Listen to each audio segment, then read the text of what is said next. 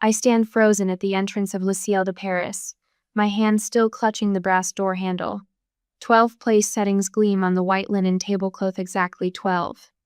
The Paris skyline stretches behind them, the Eiffel Tower punctuating the dusk with its golden glow. Champagne bubbles catch the light from crystal flutes, while waiters glide between guests with practiced precision. My mother-in-law Margot's laughter carries across the terrace, that practiced sound I've come to recognize over 6 years of marriage to her son. Her diamond bracelet catches the light as she touches cousin Rebecca's arm, leaning in to share what I'm certain is another carefully crafted anecdote designed to impress. "Darling, you made it." Andrew's voice startles me from behind. My husband of 6 years places his hand on the small of my back, guiding me forward as if I needed direction. 6 years, and the casual touch still sends warmth through me, despite everything. But I don't move. My eyes scan the table again. 12 settings, 12 chairs, 12 Hastings family members already seated or mingling nearby. No empty chair waits for me. "Andrew," I whisper, my voice steadier than I feel. "There's no place for me at the table." He follows my gaze, a small furrow appearing between his brows before smoothing away. Must be a miscount." The casual dismissal in his tone sends a chill through me that has nothing to do with the evening breeze. I straighten my spine and cross the terrace, Andrew trailing behind me. The conversation dips momentarily as I approach, then resumes with forced enthusiasm. Uncle Gerald suddenly finds his water glass fascinating. Cousin Rebecca whispers something to her husband behind her hand. "Oh dear, there must have been a miscount." Margot rises slightly, her silk dress rustling. The smile she offers doesn't reach her eyes. It never has, not for me. The staff here can be so careless sometimes. "I thought she wasn't joining for family matters," Rebecca murmurs, loud enough for me to hear. Her words land like small pebbles, tiny but sharp. Andrew slides into his seat, barely glancing up at me. "Oops," he chuckles, reaching for the wine. Must be a miscount.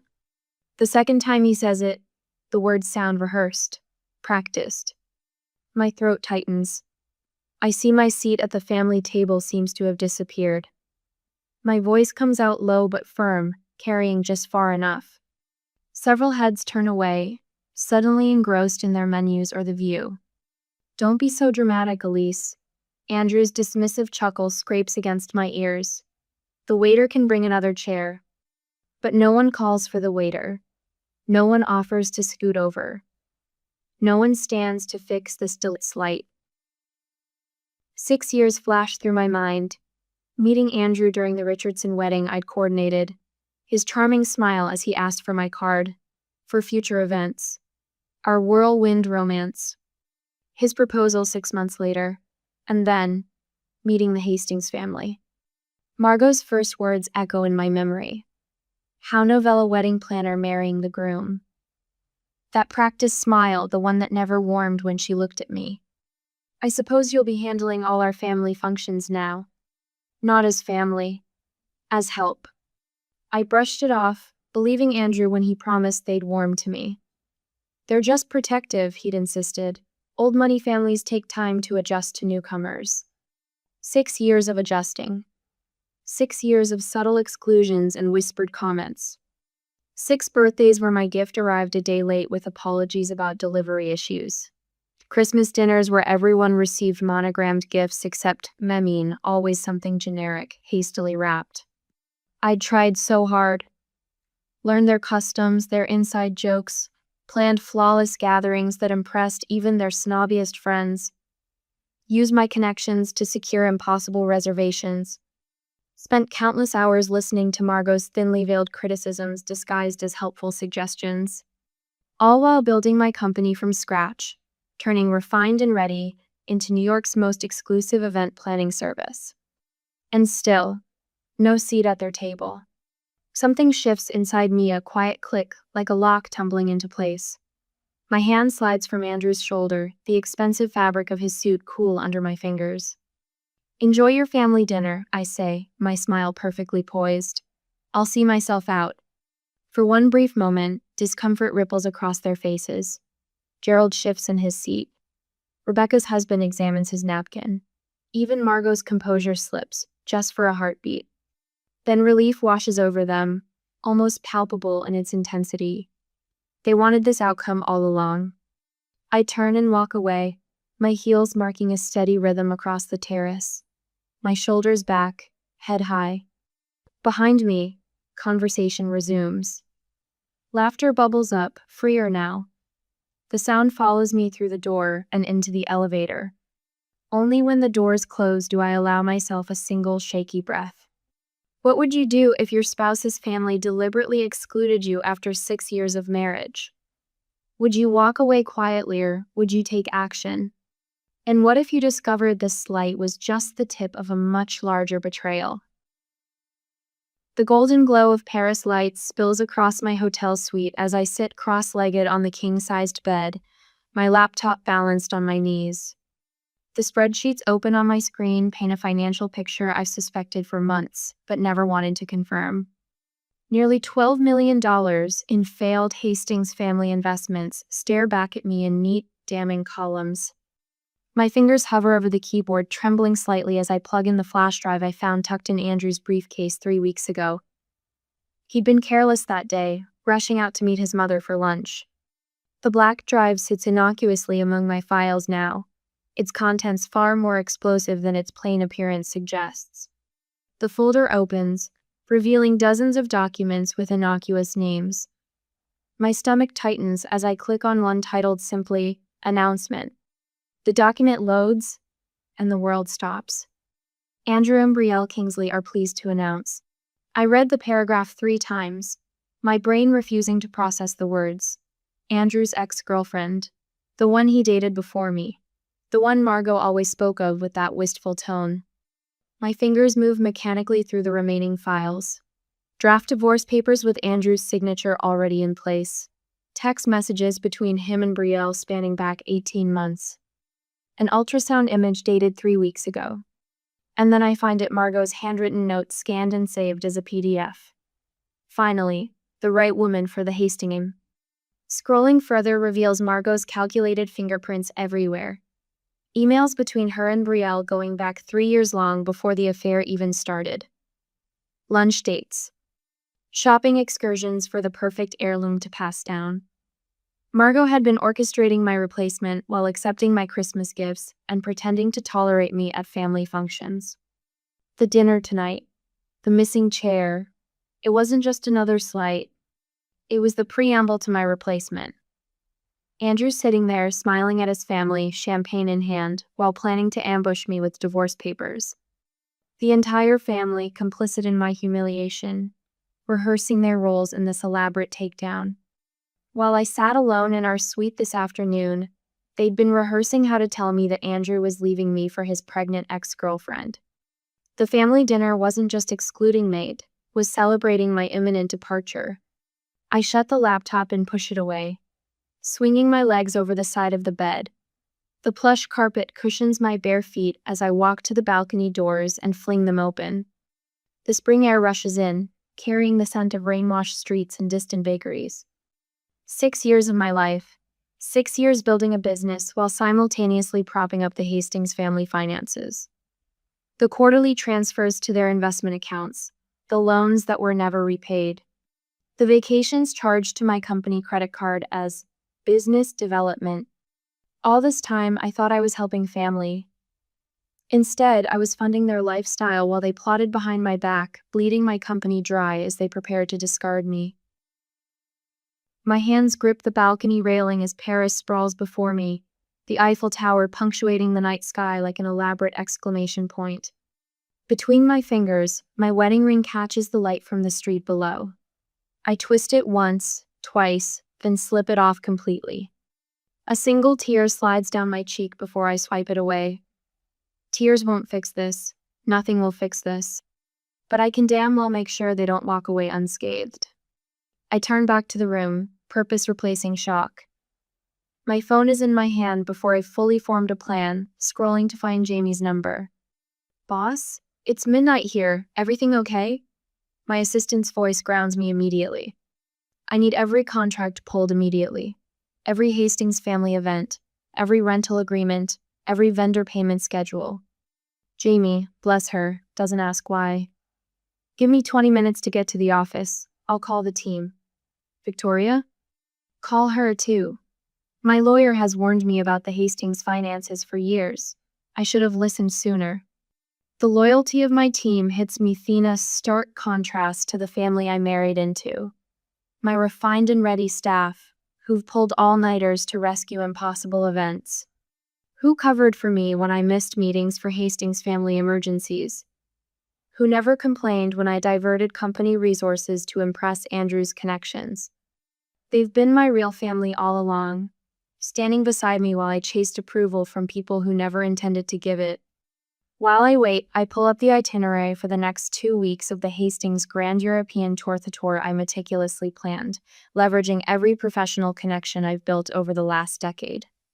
The chateau in Bordeaux, the yacht in Monaco, the private tour of the Vatican, all booked under my company's name, all dependent on my reputation and relationships, all paid for with my money while they depleted their accounts funding failed investment schemes. My phone buzzes with an incoming call from Victoria. Tell me everything, she says instead of hello. There's loyalty in her voice steadies me further. 20 minutes later, I make the first call. The manager at Chateau Margaux answers immediately despite the late hour. Jean-Michel, it's Elise Hastings. I apologize for calling at this hour, but there's been an unfortunate situation with the Hastings reservation next week. My professional voice never wavers as I explain the circumstances, not the personal betrayal, but the business complications that necessitate cancellation. Jean-Michel, who has worked with me on dozens of events, asks no questions beyond what he needs to know. Of course, Elise, we will handle this with discretion. And your personal reservation remains unchanged? Yes, thank you. 3 more calls follow in quick succession. The yacht company, the tour guide, the jewelry house where Andrew had planned to buy Margot another tennis bracelet to replace the one she complained about last Christmas. The hotel concierge knocks softly at my door as I hang up from the final call. His eyes hold sympathy as he hands me the envelope containing the rerouted payment confirmations. Is there anything else you require, Madam Hastings? I glance at my phone as it lights up with Andrew's name. The chateau says there's a problem with our reservation? No, thank you, I tell the concierge, a calm settling over me like a cloak. I have everything I need. Have you ever discovered someone's betrayal was much worse than you initially thought? Did you confront them immediately, or did you take time to formulate a response? My phone vibrates across the hotel desk for the 8th time in 20 minutes. Andrew's name flashes on the screen, his handsome face smiling up from the photo I took in Santorini last summer. I let it ring. What are you doing? You'll ruin us. His voicemail echoes through the suite, voice pitched higher than his usual controlled tone. Call me back immediately. The Parisian morning light streams through the windows, catching dust motes that dance in the golden beams. My finger hovers over the delete button. I press it. 3 sharp knocks at my door break the silence. I check the peephole, unsurprised to find Margot standing in the hallway, wearing a powder blue St. John's suit with her signature pearls. Elise. She brushes past me without waiting for an invitation. This childish behavior must stop. Do you have any idea what you're doing to this family? I close the door softly, a strange calm settling over me like a familiar shawl. 6 years of slights crystallize in my mind with sudden clarity: the forgotten birthday invitations, the Christmas gifts without thought, the subtle corrections to my table manners. All while I built Refined and Ready from a dream into New York's premier event planning service. Our family name carries weight in these circles, she continues, voice dropping to a hiss. If you think you can damage them with a tantrum, you are sorely mistaken. The word family strikes me as particularly hollow now. My phone buzzes with a text from Rebecca. We're all concerned about your emotional state. This isn't like you. Another arrives from Gerald. Let's talk this through like family. Family. The word tastes bitter now. The Hastings name isn't on those reservations, Margot. Mine is. She freezes. In that moment, I see every calculation running behind her eyes. You're nothing without the Hastings name, dear. Her diamond bracelet catches the light as she adjusts her pearls. Wedding planner playing dress up in our world. Actually, Margot, it's the reverse. I set my cup down with a gentle clink. Refined and Ready made $3 million in profit last quarter. I've built something from nothing while watching your family spend money that doesn't exist. Color drains from her face. You don't know what you're talking about. I know about the failed investment in the Singapore property group. The yacht that's mortgaged to the waterline. The line of credit you've been using to maintain appearances. I moved to the window, gazing out at the Parisian skyline. I also know about Brielle and the baby. Margot's perfect posture falters. For the first time in 6 years, I've surprised her into silence. My laptop chimes with an incoming video call. Jamie's familiar face appears, her red curls framing tired eyes. Behind her, I glimpse our Manhattan office buzzing with activity, despite the early hour in New York. I'm on the 9:15 flight, she says without preamble. Victoria's team worked through the night. The documents are ready for your signature when I land. The Collins wedding? I ask, aware of Margot still standing frozen behind me. Handled. Sophia's taking point. Mark's covering everything else. I nod, warmed by their efficiency. These connections were built on respect, not inheritance, I say loudly enough for Margot to hear. After Jamie's call ends, Margot's mask has slipped back into place, though a slight tremor in her hand betrays her. This is a misunderstanding that can be remedied, she says, reaching for her practiced social smile. I shake my head. I have a meeting.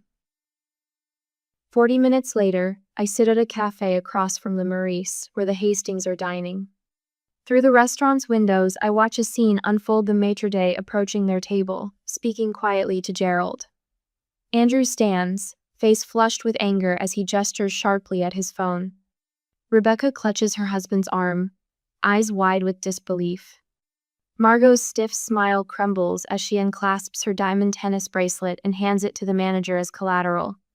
Your reservations have been canceled, I whisper to myself, watching Andrew stab frantically at his phone. All of them. The chateau in Provence. The yacht in Monaco. The private tours Andrew bragged about to his college friends. All gone, with a few calls from the woman they never considered family, just the help with convenient connections. Back in my new suit knot, the one Margot knows about, I spread documents across the desk with methodical precision. Financial statements showing wire transfers from my accounts to Hastings' family expenses. Emails between Margot and the family lawyer discussing how to limit my claim on assets when the time comes. The suite phone rings. The concierge informs me that Mrs. Hastings has asked for my room number. Which Mrs. Hastings? I ask, though I know the answer. Mrs. Margot Hastings. She appears, distressed. I'm not receiving visitors, I reply. Very good, madame. I turn back to arranging my evidences, screenshots of Andrew's text messages to Brielle over the past 18 months, including appointments with her obstetrician. Documentation of the family emergency that pulled Andrew away on our anniversary, actually, a weekend in Lake Como with Brielle. My phone buzzes with a text from Andrew. We need to talk. Meet me at the cafe on Rue Saint-Honoré at 4. My fingers hover above the screen before typing. I'll be there in 30 minutes. I gather the evidence into a leather portfolio, then reach for a second folder labeled simply, Contingency. Inside lies the culmination of everything I've learned about leverage during 6 years of being treated as an outsider by the family I married into. The weight of it feels good in my hands. Solid. Real. What would you bring to a meeting with someone who betrayed you? Would you seek reconciliation or closure? I already know my answer. The cafe chair scrapes against the cobblestone as Andrew checks his watch for the third time in 5 minutes. His fingers drum against the white tablecloth, his wedding ring catching the afternoon sunlight. I spot him from across the street, my folder heavy in my hands. 6 years of marriage reduced to documentation and leverage. When I cross the street, my stride doesn't falter. The click of my heels against the pavement marks a steady countdown. Andrew's head snaps up at the sound. Darling, there you are. His smile flashes the same one he used when introducing me to potential clients. I place my phone on the table between us, thumbs sliding across the screen to start recording. The red circle pulses, a digital heartbeat. Andrew's eyes flicker to the phone, then away. There's been a misunderstanding. Has there? I settle into the chair, spine straight, folder positioned precisely before me. Mother gets carried away sometimes. He leans forward, voice dropping to a confidential whisper. You know how she is about tradition and appearances. And Brielle? The name hangs between us. His eyes dart to the leftist tell. She's just an old friend helping with some investments. The family's portfolio has taken some hits lately. We're in a bit of trouble, actually. His voice cracks with practiced vulnerability. Father's last venture failed spectacularly. We need your connections now more than ever. His fingers brush mine, and it takes everything in me not to flinch. We can start fresh after Paris, stronger than before. I've had enough. My fingers slip into the folder and extract the glossy ultrasound image. With surgical precision, I slide it across the table. Congratulations on the baby, Andrew. 3 months along, isn't she? The color drains from his face so quickly, I wonder if he might faint. His Adam's apple bobs as he swallows. I've already contacted my lawyer. Here are my terms. I open the folder, revealing the documents Victoria prepared. My phone buzzes with an incoming call. Margot's name flashes on the screen. Right on schedule, I murmur, declining the call. Within seconds, Andrew's phone chimes. He doesn't check it. Mother sends her apologies, he says, voice hollow. Just a seething misunderstanding, dear. His phone pings repeatedly messages from cousins suddenly remembering my birthday, invitations to family gatherings. Andrew's eyes fill with tears. Ellie, please. I made a mistake. I'll tell Brielle it's over. Complete transparency from now on. The family wants us all for breakfast tomorrow. To clear everything up. I stand, gathering my folder. Your mother always did prefer breakfast for delivering bad news. As I walk away, I hear him whisper into his phone. She knows. She fucking knows everything. From across the street, I watch him hurry to meet Brielle, who's been waiting outside a nearby shop. I linger just long enough to overhear fragments of their conversation. What happened? Brielle clutches his arm. She has the ultrasound. Andrew's voice breaks. She knows everything. Brielle's face pales. But you said she'd never. I know what I said. His hushed voice carries on the breeze. Mother will figure something out. I slip around the corner and lean against the cool stone wall. My phone buzzes again.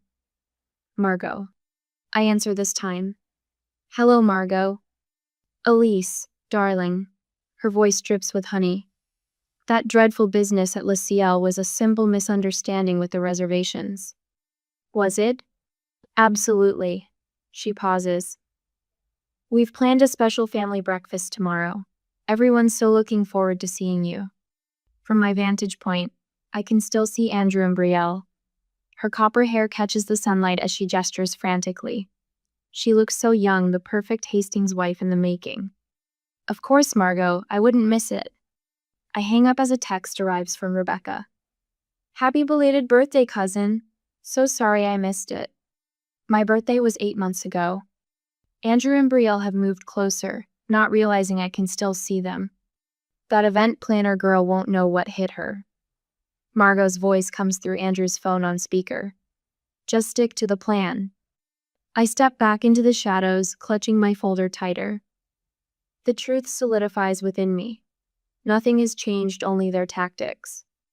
Across the street, Andrew and Brielle begin to argue, their hushed voices growing heated.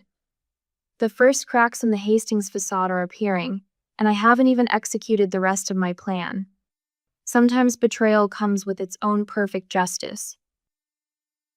I sit with perfect posture in the private dining room of Le Grand Hotel, my leather portfolio placed precisely at the center of my place setting.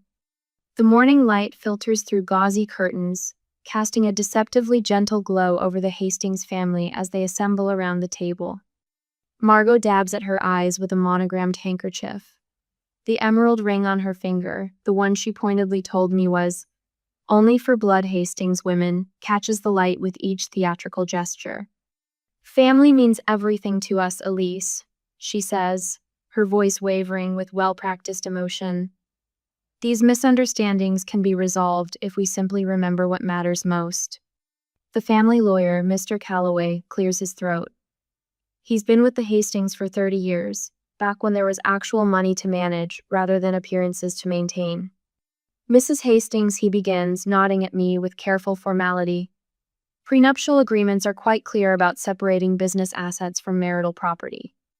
The accommodations and reservations fall under Refined and Ready's contractual obligations, which would need to be addressed separately from any personal matters. The threat hangs in the air, wrapped in legal speak, but unmistakable. Andrew reaches across the table, not quite touching my hand when I don't extend it toward him.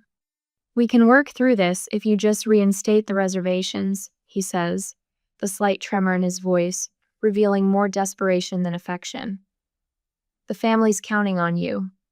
I remain silent, watching as each family member shifts uncomfortably in their seats. Uncle Gerald tugs at his collar. Cousin Rebecca exchanges glances with her husband. They look less like the intimidating social force I once perceived and more like actors who've forgotten their lines. Your behavior appears rather emotionally unstable, Andrew continues, emboldened by my silence. Operating a luxury business requires steady judgment. Margot nods, her tears miraculously dried. We're prepared to offer a generous settlement if the situation is handled quietly. The Hastings name carries weight in New York, and we would hate to see your lovely little company affected by unfortunate rumors.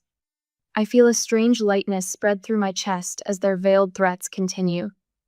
6 years of trying to belong, of checking my words and tempering my reactions, fall away like a heavy coat I no longer need. When they finally finish speaking, the room settles into expectant silence. I open my leather portfolio with deliberate slowness, the soft sound of the clasp releasing echoing in the tense quiet. Before I respond, I'd like everyone to look at these documents. I remove the first folder, placing it in the center of the table.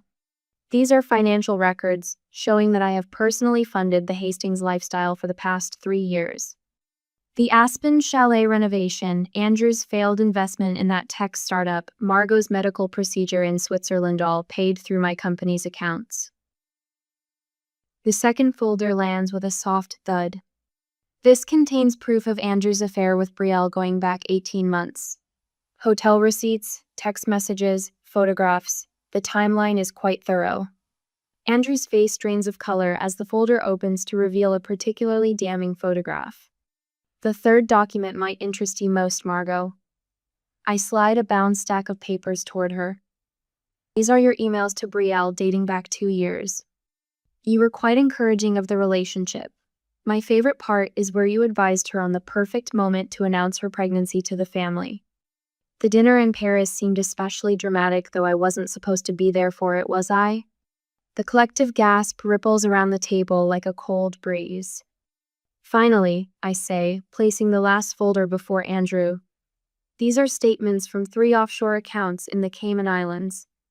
Opened under your name but funded through a complex series of transfers from my company's accounts. Nearly $4 million, Andrew. That's quite a nest egg.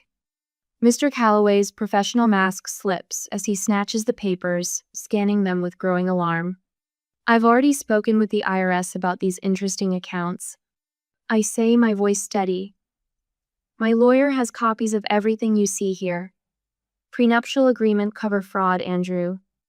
I close my portfolio, the soft click punctuating the stunned silence.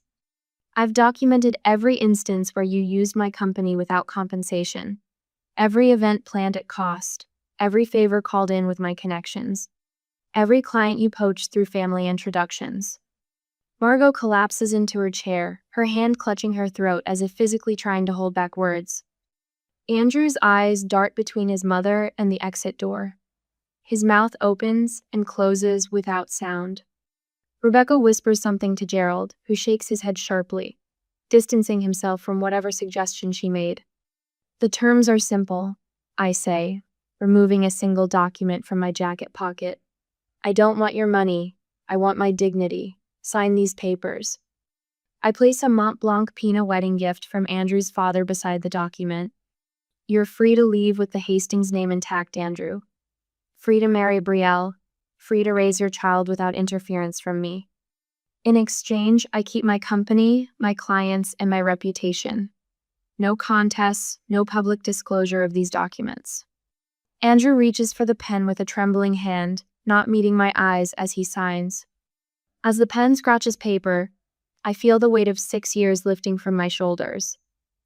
I stand, collect my evidence, and walk toward the door.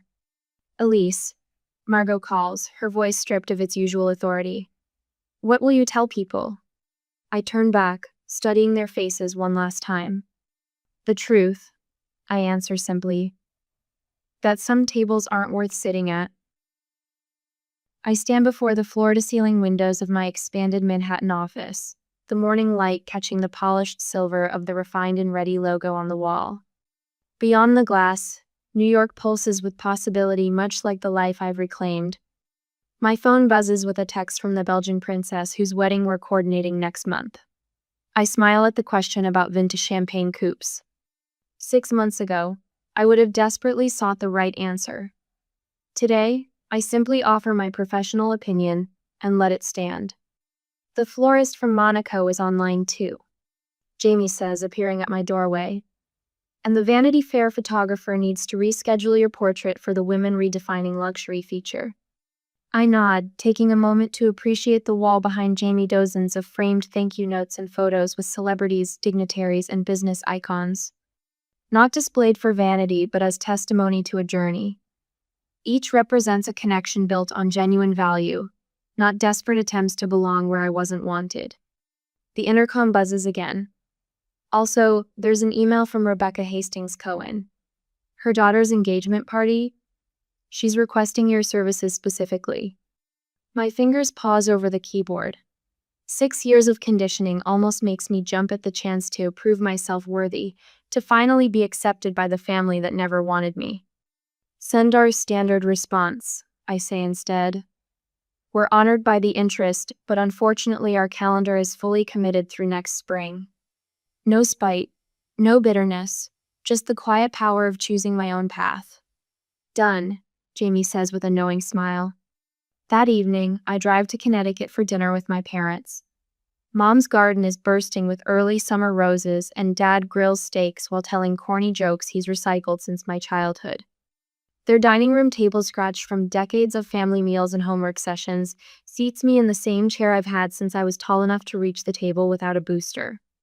The Wilsons next door asked about you again, Mom says, passing the salad. They saw that spread in Town and Country. Dad squeezes my hand. We're proud of you, kiddo. Not because of the fancy magazine or the royal clients, but because you found your way back to yourself. The words catch in my throat.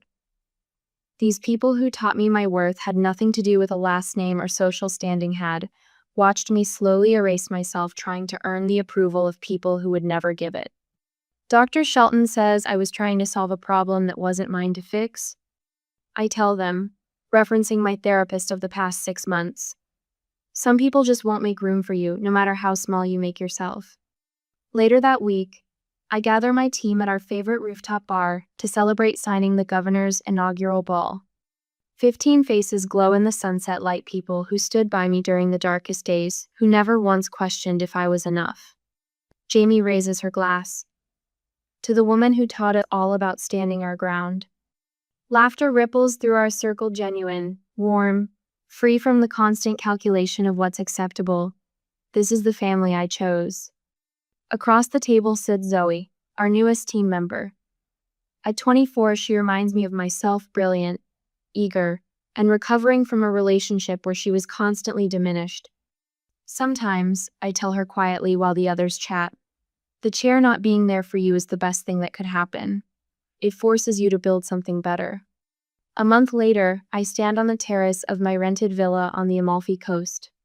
The Mediterranean stretches before me like possibility itself. My phone chimes with a notification the divorce is final. Below it, a news alert about Andrew and Brielle's courthouse wedding yesterday. I don't feel the sting I expected.